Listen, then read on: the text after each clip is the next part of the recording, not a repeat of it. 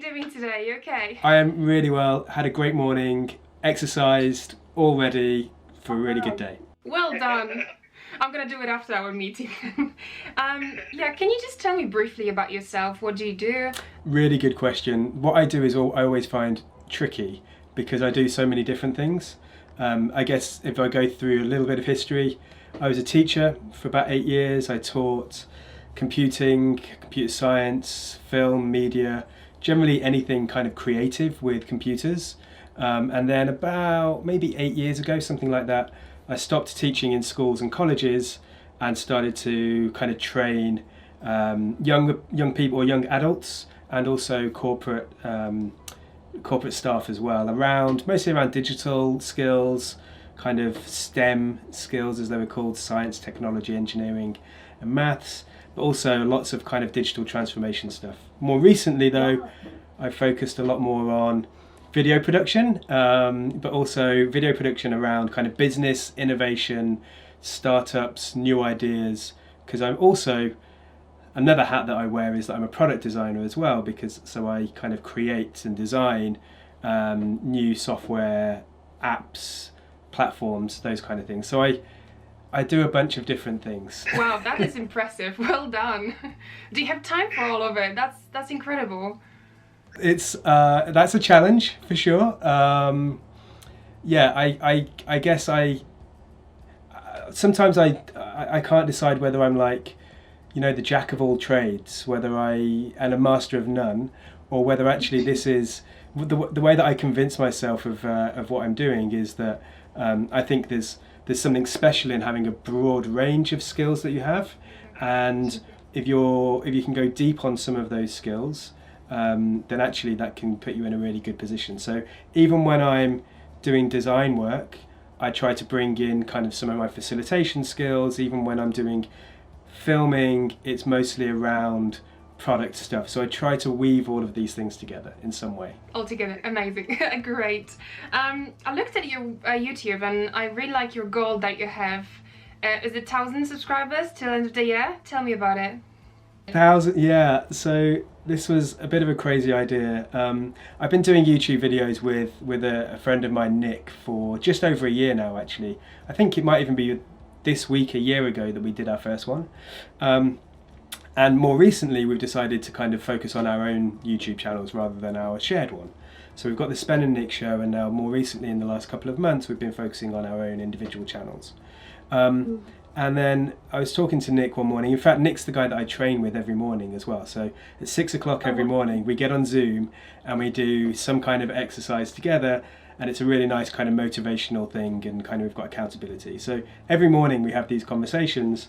And one morning we were like, we need to get more, how do we get more followers, more subscribers on YouTube? And then Nick was like, well, let's go for 1,000. Let's go for 1,000 by the end of the year or whatever. I think actually we said beginning of December, but that's not going to be hit. So it was very much a stretch goal. But the idea behind this was partly to try to have some kind of crazy goal that we thought might be achievable. I never really thought it was going to be hit, but it was a cool thing to do. But one of the challenges for me is that I'm not great at putting myself out there and promoting myself directly. I kind of like fall back into this idea of like, well, if it's really good, people will want it. But actually that's just not the case, right? Even if you do something really great and you don't tell people about it, they're not going to find it. They're not going to come to see your thing. So what I kind of realized is I'm spending a lot of time creating these videos, and therefore I should really be shouting about that. I should be telling everybody that I know to come and watch them. I should be sending direct messages to people. I should be emailing people. I should be putting it out there to try to get people to watch these videos, because I believe in them. I think they have strong, a lot of value. I think they can help a lot of people. And so we decided to go for this crazy challenge of 1,000 people in like 40 days. I guess the difficulty and the challenge with these kind of things is always that like the real world gets in the way, and like real work gets in the way. So very recently I've been very busy, and so my focus on that goal has kind of fallen off a little bit. So I've still got like 700 odd people to try to get subscribed in the next few weeks if I'm going to hit the challenge. But again, it wasn't necessarily about hitting the 1,000. It was about starting something now that we will be, you know, in the future we'll be very thankful that we started something. That's amazing. Well, I fingers crossed you're gonna do it. Hope everyone who's gonna watch it is gonna subscribe to your channel. I'm gonna put the links down below, of course. I just want to talk about really the topic you mentioned in your video. I really loved the video called 90% of everything is crap. I loved it. Yes. And you mentioned this quote about if you're not embarrassed by your first product you released too late. And yes. And it's just inspired me to actually talk about this with you. So I was petrified to publish my first video on YouTube, and I found that perfectionism for me, it's more of what other people will say about me. It's not really the perfectionism of everything has to be 100% right. It's more of a society look at me. What are your thoughts about it? Like, how do you feel about it? You're absolutely right. I think that we have this human instinct, this human belief, or I guess like human tendency to fear what we don't know and fear what other people think. And it can be the most constricting force that is acted upon us that basically stops us from doing anything. And when you see it in its worst form, it can literally be debilitating. It can render people unable to do anything. And in lesser forms, I think that this fear, this psychological fear really, is something which is holding a lot of people back. So, like, again, taking even a step further back, one of the reasons that I create videos, and one of the reasons really I was a teacher, one of the reasons that I continue to help people to learn and to develop themselves, and like that's, if you can think of what your purpose is, like that's, I think what my purpose in life is to help people be better. And that sounds like, kind of sounds nice. Sorry? It's okay, yeah. There's nothing wrong with it. It's okay, it's a good thing. Like I'm happy to be able to do that. Sometimes I feel like I'm being a bit corny with it, but actually like that's what I love. And there's nothing better in the world than seeing someone that you've helped start become better than you and exceed your expectations. That's the most amazing thing. But like that belief of helping people be better is the reason, or that desire to help people better to be better is the reason that I make videos. It's the reason that I create a lot of learning content. It's the reason that I try to help people in a one-to-one space as well. And I think that overcoming that fear, often that self-imposed fear, is one of the most incredible things that you can do. Now I have a bunch of these kind of mantras that go around in my head that help me get through the day and help me publish and help me push things out. And one of them is, 90% of everything you do is crap. And that one really comes from this idea of it doesn't matter if it's rubbish, because so much of what we see in the world is not very good. And the 10% of the stuff that you will get to is going to be amazing when you get there. And this quote from Reid Hoffman, which I think is very much related to it, and this is the belief that I have around product when I'm kind of designing new products or launching new products, is if you're not embarrassed by it, then you've launched it too late. Because you need, and the focus here, the really key thing, which I think maybe not quite picked up on that video, is what you need to prioritize is your development, your progress and your learning. Because if you never push anything out there, you're never going to get better. If you never release that first product, you'll never know whether your customers are going to like it, whether users are going to use it. If you don't push that first video, then you never know what could happen and what you could do and how you could improve things in the future. So I think release stuff, push it out there, spread it out into the world, and look back. And I look at some of the early videos of the Sven and Nick show particularly, but also earlier videos just from a month or two ago of mine, and I go, oh, that was so bad. Exactly. And I feel embarrassed to share them again, but then I do, and I am happy that I do. And I think what you kind of get with me is kind of the warts and all. You get me being open and sharing everything that I do, and that might mean that I feel embarrassed sometimes, but there's a small chance that somebody else feels empowered, and that's enough to drive me on to keep me going. So I think it's a really important thing, and you know, if 90% of what you do is rubbish, then that 10%, wow, you know, wow, that's amazing. Oh wow, okay.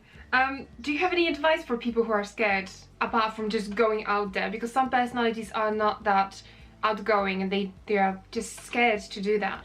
Yeah, I think this is a conflict that I have in my own head quite a lot, because sometimes what I kind of talk about and what I try to encourage is just going for it, but I know it's not that easy, and it's really hard to get that first one.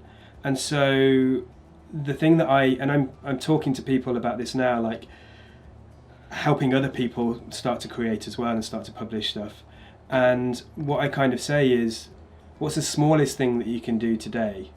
What's the 10-second video, or the 30-second video, or the 1-minute video? What is it that you can do that you know you can do really well, that you're really passionate about, that you can just deliver without having to write a script, that you just feel and you can just talk about? It doesn't matter what it is. It can be about cake, or it can be about like shopping for clothes, whatever. Just if it's about video that you want to create, get a video in front of you, you know, grab your phone. I'm just going to demonstrate. Grab your phone, you know, put it in front of your face and just talk to it. And even if you don't share that first step of doing that is going to be so helpful, because you'll get more familiar and comfortable with your voice, which is also a big challenge when you first hear your voice back on you know, podcasts or on camera or on audio. Just do that first one. But the thing is, and this is like my next mantra really is, start. There's two things you need to do. You need to start, and you need to not stop.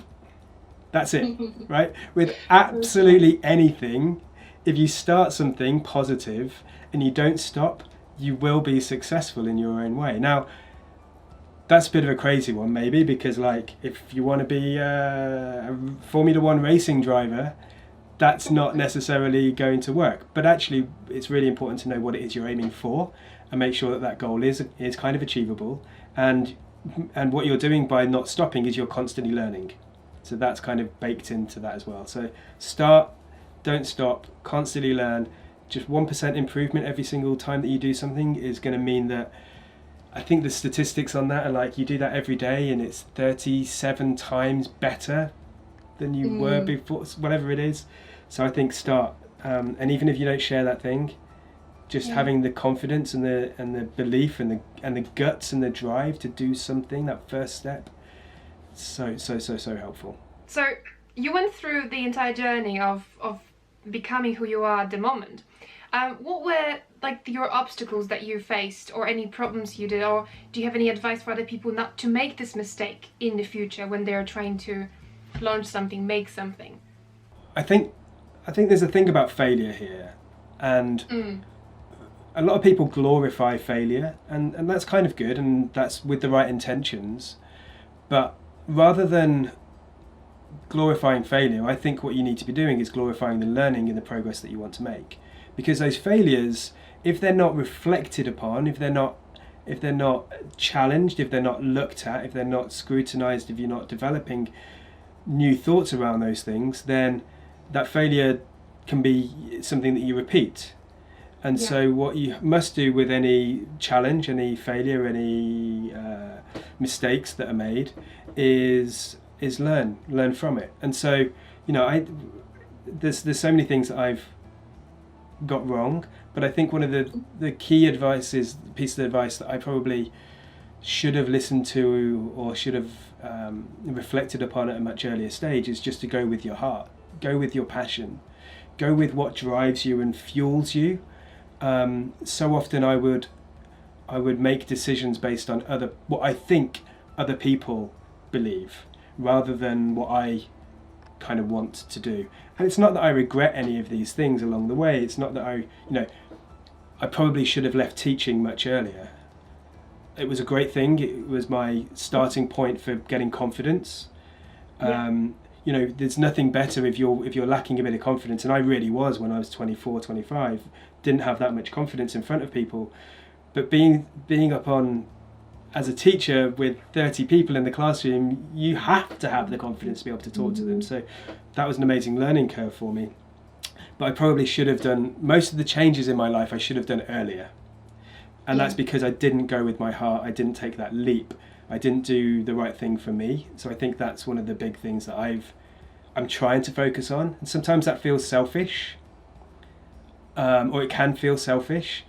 But the belief that I have now is that if I'm not at my best, if I'm not doing the best things that I can do and enjoying things and having fun along the way, then there's no way that my family or my friends or my colleagues or the people that I want to be around, there's no way that I can be the best for them, and there's no way they can be their best if I'm not. Exactly. So I think focusing on yourself and what drives you and motivates you, and it doesn't mean go and do something which is unobtainable, or it doesn't mean I'm going to advise kids to go and just play computer games all day, because that's what their passion is and that's what they love to do. But what I think is, if they're passionate about those things, what is it about computer games that they love, and then try to unfold those things that drive people on. So I don't know whether that fully answers your question. It did, yeah, of course. So yeah, well done.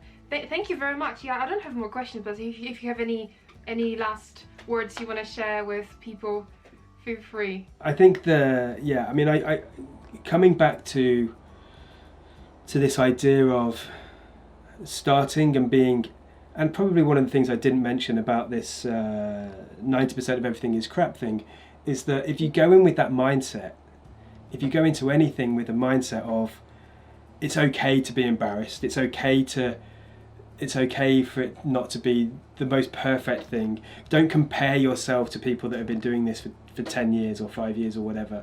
Don't compare yourself to people that have got thousands or millions of followers or subscribers or whatever. Focus on yourself and focus on just daily improvements, If you don't start today, there's no way you're going to be any good in a year's time. So just make that start and focus on everything that you do just being a little tiny bit better.